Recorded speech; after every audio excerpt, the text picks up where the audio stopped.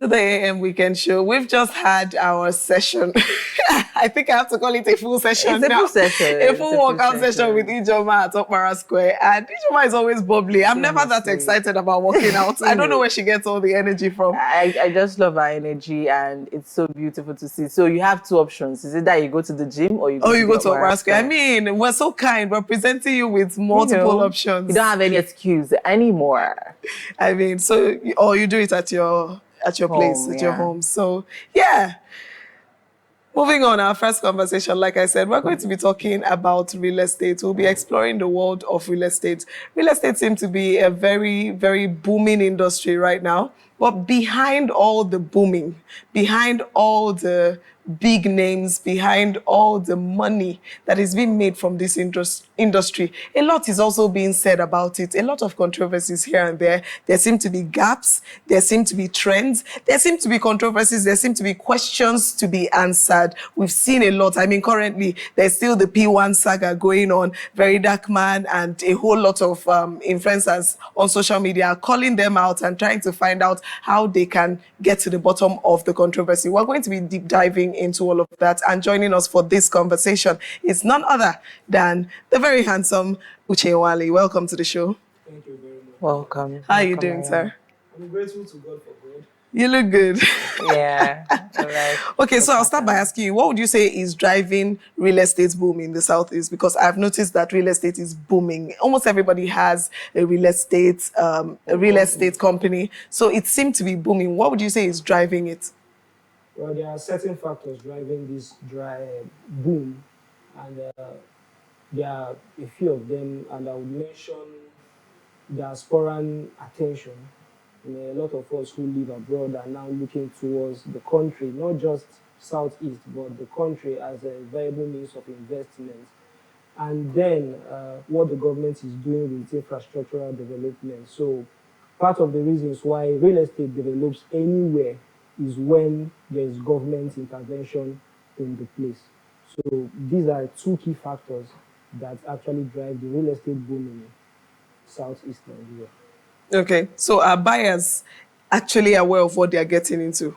If you want to invest into real estate, if you want to buy land, you want to buy a property, do you think that here in the Southeast, people are very aware of all that is involved and of what they are getting into when they want to make an investment? I wouldn't say that they know what they are fully going into, but because, like you said, everyone has a real estate company, and when you go on social media, you find out that there are real estate adverts everywhere. So they know that there is something going on, and the buying and selling of landed properties is a good business, but they don't know the nitty-gritty of this business when it comes to documentation or actually possessing the land that you paid for. So now I think this is where the agents come in. So why do we still see controversies? Why do we still see like the business is now turning into using it to, defraud some persons? We've seen situations, controversies around this real estate and acquiring land. So why is it so? Why is there no sincerity when it comes to letting people who want to buy land or acquire land understand the intricacies of getting one?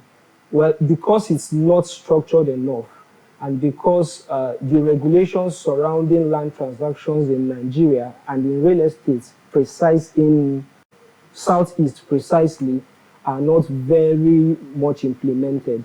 There was a time I had this kind of conversation with someone who does real estate in South Africa.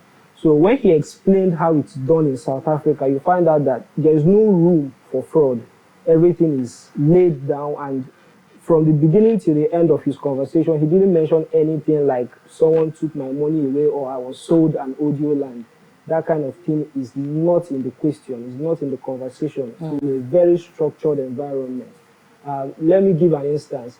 The reason why, because we are talking about Southeast, so the reason why you find out that someone sold a land to you and you come there and it's empty and it's really not yours is because communities and individuals has a lot of say over land in Southeast, unlike Abuja, where everything is controlled by AGIS, that is Abuja's Geographic Information System.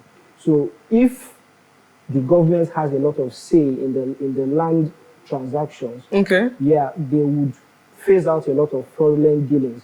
Because when you want to buy property in, let's say, in MNA, in Enugu here, you have to deal with communities or kindred or families, and they have this oral tradition that they own land. So I can come out and say it was my father that owns this land, and there's no proof to it. So after selling it to somebody, another person will come out and say it's my grandfather that owns this land. So there's a lot of contention because the system is not well laid down. And even when it is laid down, we have a problem in Nigeria, a challenge rather, is that the challenge in Nigeria is that we do not implement the laws that we have. Okay. Now, let's talk about doing due diligence, because we hear a lot about that. If you want to buy land, do your due diligence. If you want to invest in a property, do your due diligence. And if we have a lot of people out there who don't really know what to expect, who don't really know what they are getting into, whose responsibility then is it to help these people know? Because if I want to buy a land, what I know for all I care is to go to a land agent. How am I supposed to check? What am I supposed to do? Who is supposed to inform me? Or how are there ways that I can know that, oh, this is the right person to talk to? These are the right things to look out for. Exactly how is the investor supposed to know all this? Because it's your money involved, you should actually pay very good attention to what is going on in the real estate sector. And with that attention that you are giving to it, you would know a red flag when you see it. So I like the way you say you would know. We just concluded here that a lot of people don't know. So how are they going to know? By you educating yourself about what you want to get involved in. I know that the agents, the landlords, the governments, everyone has a part to play. But you who is investing, let's say your 50 million naira, you wouldn't just flush it down the toilet. You should know that, okay, when I'm giving this particular document, this is what the document says over your rights of ownership or possession over this land. When you are giving a survey plan, when you are giving a C of O, you know what this document is saying. So it's everyone's responsibility. And that is why we make videos, we teach, we hold conferences and all that to educate even the realtors, because a lot of realtors don't know what is involved in the business. All they know is I'm bringing a client, sell the land or buy this property. So we should really double down on education and information when it comes to real estate in the Southeast. Okay. So I have two questions. You mentioned before that you mentioned about the lapses in the system, about a lot of things. So who is responsible for this gap and how to fix it? You understand? And another one is, if I have 50 million naira now, and just like she's saying, and I meet you, what are the processes? As someone who does not know anything about buying a land, it's just that I've heard that land is a good investment and I have this money and I want to invest it. How would you help me to invest that money and not face fraud?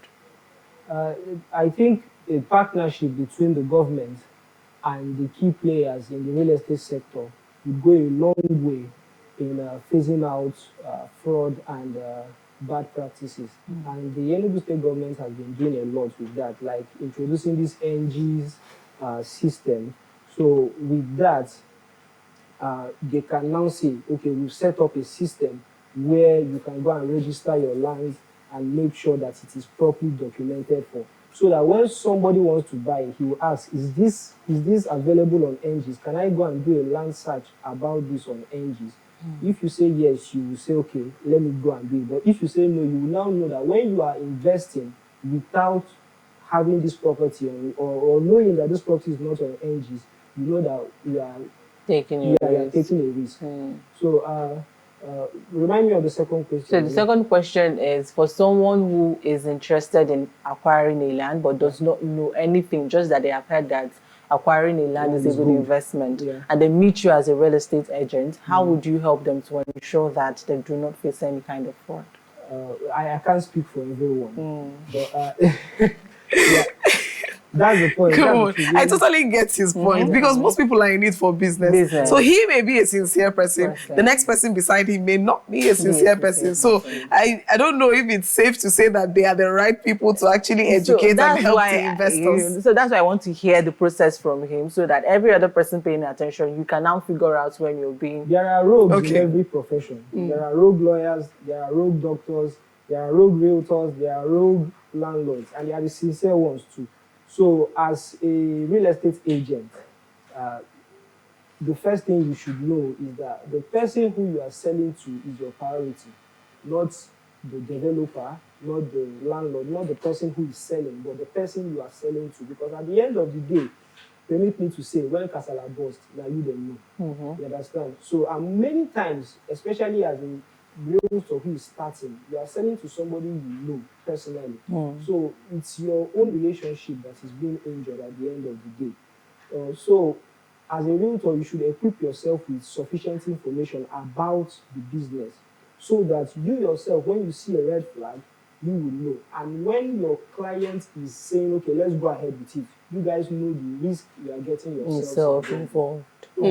It's actually my first time hearing that realtors actually have red flags that they need to avoid. I've always thought it's the investors that have red flags. So what would you say the red flags are for realtors? What exactly should they avoid or be careful about? Well, this is a business that deals on trust. I think trust is a higher currency than cash in real estate. So the first thing that the realtor should know or should look out for when dealing with a company is if the company has a track record of successful projects.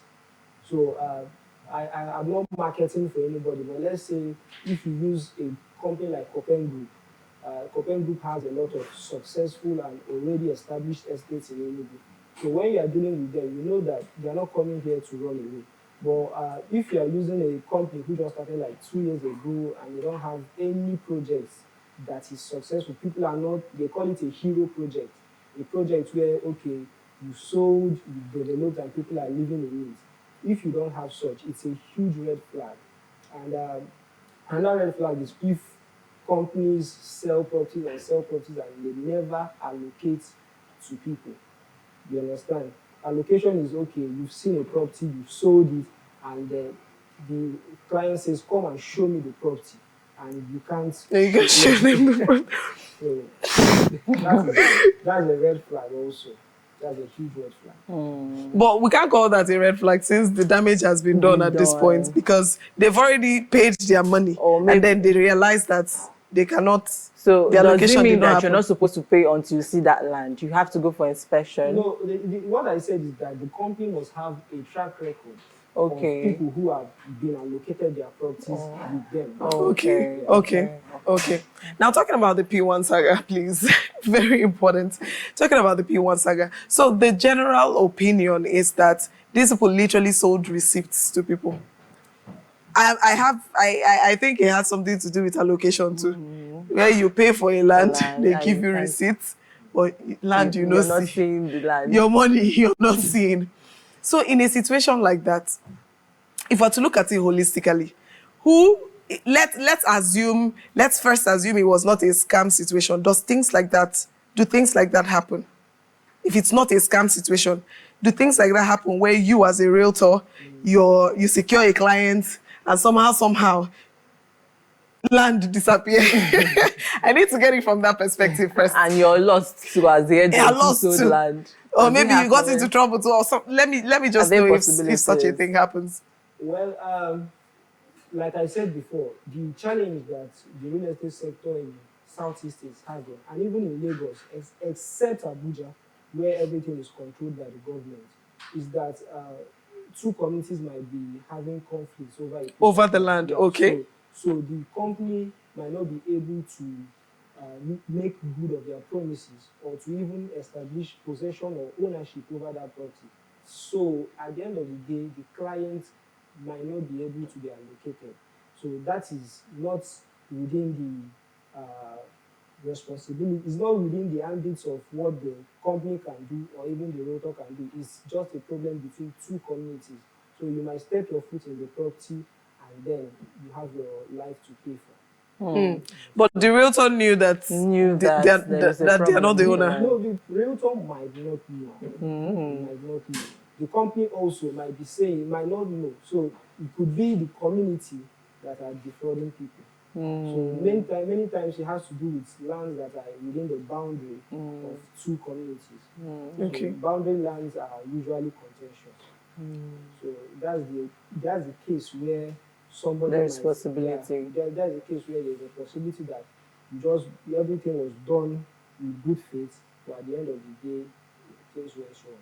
But for P1, for instance, how would you categorize their own controversy? PWAN. I mean, it's like holding your back from mentors. These screaming are that. probably you people's mentors. Well, I think the problem P1 had was that they were selling something else other than real estate. They used properties as a front for MLM, multi-level marketing. So they were focused on selling a program instead of selling the property. So, and personally, I would say that greed got into play, and it's a sad news. P1 is actually a huge company. It used to be a beacon of light for everybody. Till this happened. It's a sad news. Now. And they can actually restore their image if they allocate these properties to people. I mean, the people who pay this money to them actually don't want, at the end of the day, they don't want their money back. They just want the promises that was made to them to be fulfilled. So if they can allocate this property, these lands to the people who paid, their names will be cleared. Other companies have done that.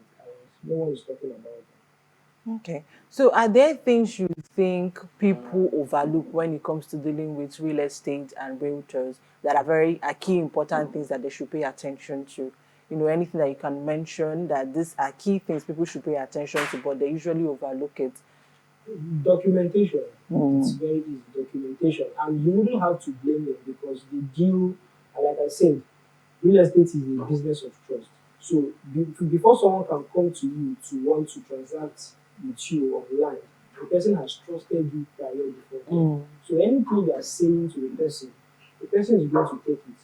So even if you bring a random piece of paper and the person has trusted you already, the person will just believe you at face value.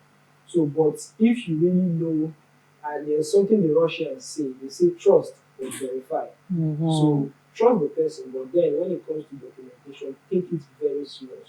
Do not overlook documentation because documentation is the first instance of saying that you have rights over a particular piece of land.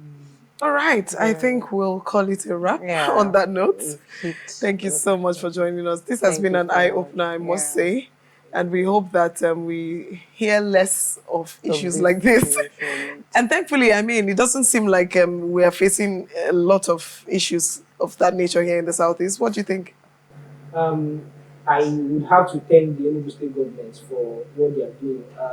The government of Enugu is keen on bringing foreign investors to the state.